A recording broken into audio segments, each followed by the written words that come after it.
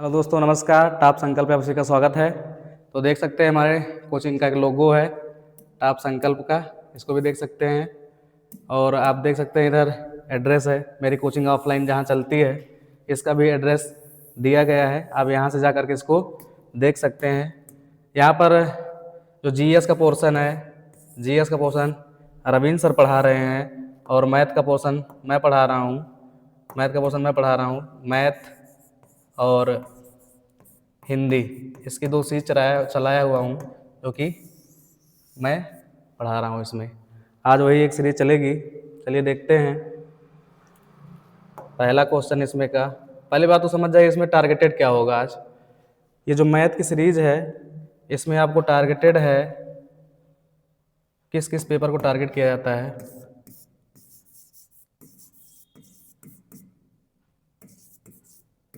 Targeted है UP police, UPSI, railway,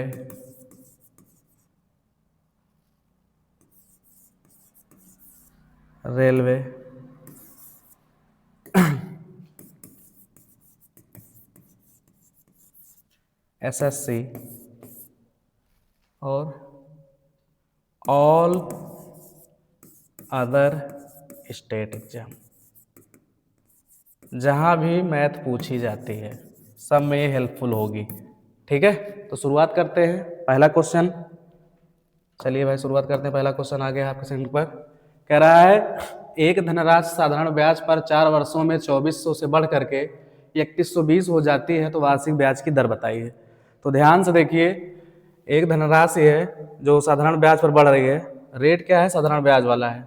तो हम सबसे पहले देख लीजिए, 2400 से मेरा रुपया हो गया कितना, 3120 रुपया हो गया है। 3120 रुपया हो गया। ब्याज कितना मिला है भाई, देखिए जरा, ब्याज कितना मिला है, 720 रुपया ब्याज मिला है। 720 रुपया ब्याज मिला है और कितने वर्षों में मिला है, 4 वर्षों में मिला है। तो हम इसको 4 से भाग दे सकते हैं। और एक चीज और देख लेते हैं, अगर हमको रेट निकालना होता तो मूलधन को नीचे रखते हैं, 2400 हम नीचे रख दें, आराम से हम इसको लगा सकते हैं गुणे 100 करके। 2 जीरो इसको काट लेते हैं, 2 जीरो तो काटते हैं इसको और 4 से काटो इसको, 4 एक कम 4, 4 अठे 32। अगर हम 180 को 24 से काटेंगे तो आंसर आपका आ जाएगा 7.5%। ठीक है, तो आंसर नंबर बी सही है। तो ये साधारण ब्याज का पहला सवाल था। ऐसे ही देखते रहिए, आगे सवाल देखिए, जल्दी जल्दी करना हमको, 15 मिनट की सीरीज है। अगला सवाल है, एक टंकी को ए अकेला 12 घंटे में भर सकता है, बी उसे 18 घंटा में भर सकता है। दोनों मिलकर भरते हैं लेकिन हर 2 घंटे बाद 30 मिनट का ब्रेक लेते हैं। तो पूरी टंकी को भरने में कितना समय लगेगा। तो नल और टंकी का ये सवाल है जिसको आपको लगाना है। सबसे पहले देख लेते हैं, क्षमता निकालते हैं। एक ही क्षमता है, यहाँ पर देख लीजिए, ए भरता है 12 में, बी भरता है 18 में। अगर इसका एलसीएम लेंगे तो 36 आएगा। इसकी क्षमता है 2, इसकी क्षमता है 3। दोनों मिलकर काम करेंगे, ए प्लस बी अगर मिलकर काम कर रहे हैं तो दोनों मिलकर के 3 2 5 काम कर रहे हैं। तो 36 काम इसको टोटल करना है, लेकिन ये हर 2 घंटे बाद आधा घंटे का ब्रेक ले रहा है, ये भी देखना है आपको। तो ध्यान से देखिए, 36 काम करने के लिए अगर पहले टर्म में चल रहा है 5 काम कर रहा है, ठीक है, तो 2 घंटा काम करेगा तो ये कम से कम 10 काम कर लेगा। ठीक है कि नहीं, कितना काम करेगा, 2 घंटे में 10 काम कर लेगा। तो 2 घंटे में कितना काम, 10 काम हो जाएगा। और हर 2 घंटे बाद अब वो 30 मिनट का ब्रेक भी ले रहा है, 30 मिनट का ब्रेक भी ले रहा है। अगर 30 मिनट का हर 2 घंटे बाद ब्रेक ले रहा है, इसका मतलब 2.5 घंटा लग रहा है 10 काम करने में। तो वैसे ही 2.5 को अगर हम 2.5 घंटा लग रहा है 10 काम करने में, तो इसको पहले 30 काम करा लेते हैं। 30 काम करने में 7.5 घंटे लग जाएंगे। अभी लेकिन काम 6 बचा हुआ है, तो 6 काम बचा हुआ है, वो 6 काम फिर अगला टर्म 5 से भाग देने के लिए आ जाएगा, क्योंकि वही 2 लोग फिर से आएंगे अगले टर्म में। तो इसको करेंगे 5 एकम 5, 15 10, इतने हम कर लेंगे।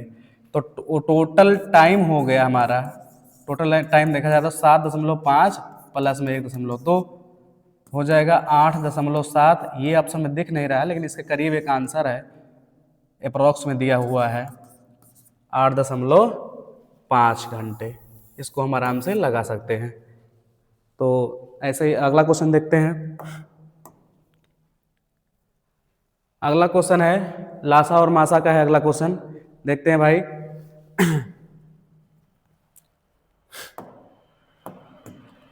इसमें दिया दो संख्याओं का अनुपात 24:25 है और इसका मासा 3 है, तो इसका लासा कितना होगा, एलसीएम कितना होगा। ठीक है, तो ध्यान से देखिए, जो भी संख्याएं होती हैं, सबसे पहले कोई भी संख्या हो, पहली बात तो चाहे ध्यान से देखिए, दो संख्याओं का लासा मासा दिया है 24:25 है। मासा एक ऐसी संख्या होती है जो सब में छिपी हुई होती है। ठीक है, तो मासा ऐसी संख्या होती है सब में छिपी होती है। इसका मतलब कह रहा है इसका क्या बताओ, एलसीएम बताओ। ठीक है, एलसीएम बताना है आपको। ठीक, तो क्या करते हैं, इसी को अगर हम इसमें अगर छिपा हुआ है तो इसका मल्टीपल ही होगा। लगातार संख्याओं का लासा होता है, उसका गुणनफल उसका लासा होता है। तो कर लेते हैं, संख्याओं गुणनफल कर लेते हैं भाई। ठीक है, 24 गुणे 25 गुणे में कितना है 3, तो 25 चौका 100, हासिल कैरी आया 10 और 25 दूना 50 10 60 गुणे 3। यहाँ से आंसर आ गया हमारा 1800। कितना आ गया एलसीएम 1800। क्यों ऐसा किया गया, क्योंकि जब लगातार संख्याएं होती हैं उसका मासा और उसका लासा उसका गुणनफल होता है, मासा उसके साथ छिपा हुआ होता है, तो आंसर यही होना चाहिए। आगे देख लेते हैं भाई, तो आंसर है इसका 1800। ठीक है, अगला क्वेश्चन देखते हैं। और इस सवाल है चक्रवृद्धि ब्याज का सवाल है और 3 साल का इसमें सीआईएसआई का अंतर पूछा गया है। अधिकतर जब 2 सालों का सीआईएसआई का अंतर पूछा जाता है, तो जब 2 साल का पूछा जाता है तो इसका एक तरीका है,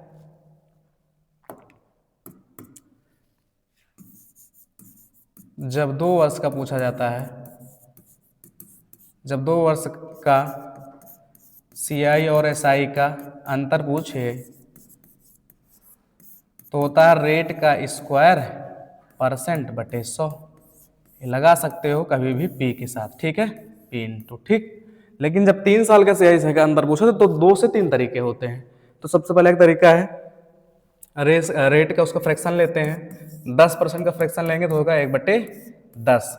ये सीआईएसआई का अंतर अगर 3 साल है ना तो 10 का क्यूब हमारा क्या हो जाएगा, मान लेता हूँ पी हमारा 1000 है, 10 का क्यूब। ठीक है, लेकिन देखिए जब भी रेट का परसेंट लो, ऊपर एक और नीचे कोई भी संख्या हो, तो सीआईएसआई का अंतर होता है इसमें 3 से गुणा कर दो, इसमें 1 जोड़ दो। तो सीआईएसआई के अंदर 10 एकम 10, 10 तिहाई 30, 31 हमारा सीआईएसआई का अंतर आएगा। ठीक है, 31 हमारा क्या आएगा, सीआईएसआई का अंतर आना चाहिए। लेकिन हमारा जो पी है वो 1000 नहीं है, कितना है 2000 रुपया है, इससे 2 गुना है, तो हमारा सीआईएसआई का अंतर भी इससे 2 गुना हो जाएगा। आंसर कितना हो गया 62 रुपये। 31 गुना 62। ये तो एक कॉन्सेप्ट है, इसको लगा सकते हो, नहीं तो एक और कॉन्सेप्ट है ट्री मेथड और लगा सकते हो। 2 से 3 तरीके हैं। ट्री मेथड में आप देख सकते हैं 2000 रुपये हमारा क्या दिया है, मूलधन दिया है, पहले वर्ष, दूसरा वर्ष, तीसरा वर्ष का दिया है। 10% 200 ये हो जाएगा, 200 ये हो जाएगा, 200 ये हो जाएगा, इस पर भी 10% लगाएंगे तो 20 हो जाएगा, और 20 20 40 41, 410 लगाएंगे तो 420 का हो जाएगा 42 आ जाएगा 10%। तो हमारा जो सीआईएसआई का अंतर होता है यही होता है 42 और 20 कितना हो जाएगा 62 रुपये। यहाँ से भी लगा सकते हो, इसका मेथड है।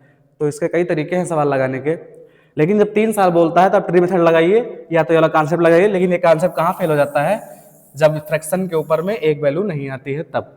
ठीक है, अगला सवाल देखते हैं। ध्यान से देखिए इधर, इसमें थोड़ा सा प्रॉब्लम है इस सवाल में। जहाँ 440 है यहाँ आपको 420 मान कर चलना है, क्योंकि वो सवाल में थोड़ा सा मिस्टेक हो गया टाइप करने में।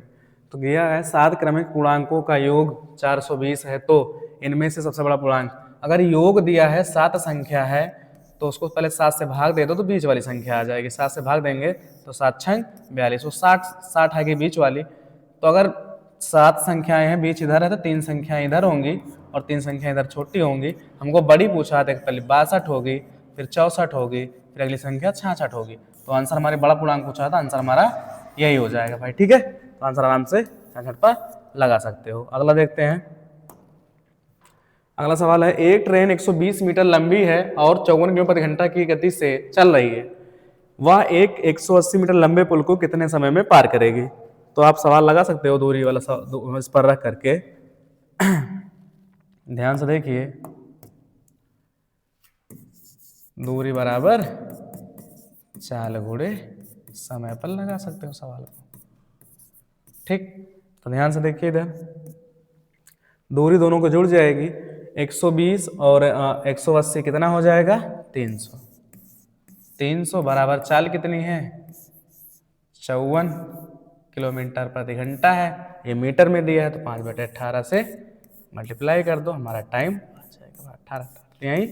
54, 15 कितना आ गया? 15। 15 इसको जरा भाग दीजिए तो टाइम बराबर आ जाएगा 300/15। 15 दूना 30, 20 सेकेंड। कितना आ जाएगा? 20 सेकेंड हमारा आंसर हो जाएगा, जो कि ऑप्शन नंबर बी में दिया गया है। ऐसे ही अगला सवाल देखते हैं, जल्दी जल्दी हमको देखना, 15 मिनट की सीरीज है, 15 मिनट में ही खत्म करना है इसको। अगला सवाल है, एक संख्या का 40% दूसरी संख्या के 60% के बराबर है, ये दोनों संख्याओं का योग 200 है, तो बड़ी संख्या बताओ। इतना छोटा सा सवाल है, लेकिन कई लोग इसमें फंस जाते हैं। जैसे देखिए, ध्यान से इसमें देखना, एक संख्या का 60% चाहो तो यही आंसर मैं बता सकता हूँ। ध्यान से देखिए, दोनों संख्याओं जोड़ लो तो 60 और 40 100 होती हैं। कितना होती हैं? 100 होती हैं। जबकि सवाल में कितना दिया है? 200 है। कितना है? 200 है। कह रहा है बड़ी संख्या का मान बताओ, बड़ी संख्या मतलब 60 का मान बताओ, 60 का मान बताओ। यहीं से काट दो, 60 दूना 120, इसका आंसर आ जाएगा भाई। ठीक है, बाकी इधर भी कर सकते हो, जाके वहां काटोगे, सही करोगे तब भी आएगा, लेकिन आंसर यहाँ पर इसको हम लगा सकते हैं 60 का तरीके। बाकी और भी तरीके हैं इसके, कि पहली संख्या का 40% बराबर है दूसरी संख्या के 60% के, परसेंट से परसेंट काटोगे, 0 से 0 काटोगे, 2 दूना 4, 2 3 6 करोगे, दोनों संख्याएं 5 हैं, पहली वाली संख्या इधर वाली हो जाती है, दूसरी वाली इधर वाली हो जाएगी, तो कहोगे कि 200 जो है ये 5 की वैल्यू है, तो 3 की क्या होगी? फिर वही 5 चौक 20, 4 3 12, 120। आंसर यहाँ से भी आएगा। तो यही डायरेक्टली लगा सकते हो, तो इतना हमको लेंदी नहीं बनाना है सवाल को। आगे देखिए, अगला सवाल है, एक दुकानदार 10% की छूट देने के बाद भी 20% का लाभ कमाता है, तो अंकित मूल्य अगर 1000 रुपये है तो क्रय मूल्य बताइए। इसका कॉन्सेप्ट बहुत है, क्योंकि बहुत ज़्यादा ही सवाल आता है। ध्यान से देख लेते हैं। इसका कॉन्सेप्ट है सीपी, इसका कॉन्सेप्ट देख लीजिए एक बार। सीपी और एमपी का रेशियो निकालने का तरीका है 100 माइनस डिस्काउंट और 100 प्लस प्रॉफिट पर लगा सकते हैं इस सवाल को। डिस्काउंट कितना दिया है? 10%, तो 90 हो गया। प्रॉफिट कितना दिया? 20, तो 120 हो गया। हमारा 120 का मान दिया हुआ है और हमसे कह रहा है सीपी पूछ रहा है, सीपी पूछ रहा है, इसका मान दिया है सवाल में कितना है? 1000 रुपया है। 120 का मान दिया है, तो तुमसे सीपी पूछा, सीपी मतलब 90 का मान तुमसे पूछ रहा है भाई। ठीक है, 0 से 0 काट सकते हो, 3 चौक 12, 3 त्रिका, तो उसे काट सकते हो, 4 से काटो 25 बार जाएगा, 25 तियाँ 75, 750 रुपये। कितना आ जाएगा? 750 रुपये हमारा इसका क्रय मूल्य है। आगे सवाल देखते हैं। ये बहुत ही तगड़ा कॉन्सेप्ट है, इसमें आपका अंकित मूल्य दे करके सीपी पूछ सकता है, सीपी दे करके अंकित मूल्य पूछ सकता है। आराम से इस सवाल को लगा सकते हो। आगे देखते हैं भाई। अगला सवाल है, एक वस्तु को 20% का लाभ पर बेचने के बजाय 10% की हानि पर बेच दिया गया, यदि स्थितियों में विक्रय मूल्य का अंतर 180 रुपये है तो क्रय मूल्य बताइए। ध्यान देना, अगर एक तरफ लाभ हो, एक तरफ,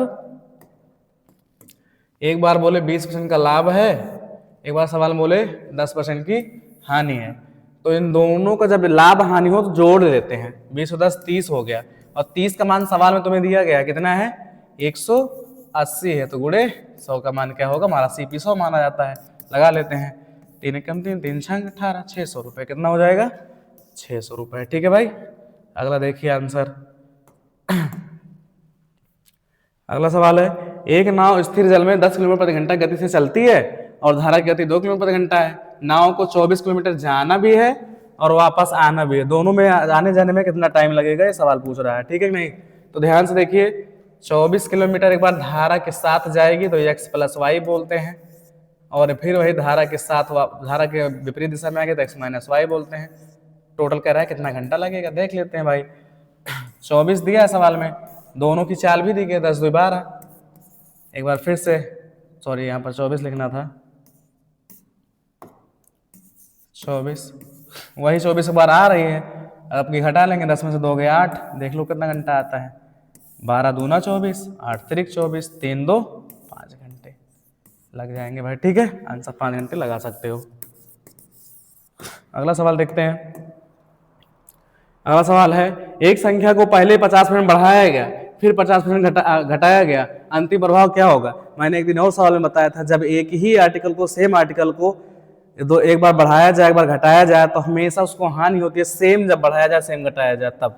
जैसे जब भी ऐसा सवाल है, ये सेम आर्टिकल हो, उतना ही बढ़ाया जाए और फिर उतना ही घटाया जाए, तो हमेशा जितना बढ़ाया जाता है उतना घटाया जाता है, उसका रेशियो ही क्या आ जाता है, उसका वो रेट स्क्वायर ही क्या होता है, हानि होती है। यहाँ पर 50 का रेट ध्यान से दीजिए, इतना बढ़ाया गया है, रेट का स्क्वायर बटे 100 ये हानि हो जाएगी जब सेम आर्टिकल पे ये कंडीशन दी रहती है। जैसे यहाँ देख लीजिए, 50 का स्क्वायर कर दो 2500, 2500 बटे 100 कर दोगे तो यहाँ आ जाएगी हानि 25%। कितने परसेंट की, 25% की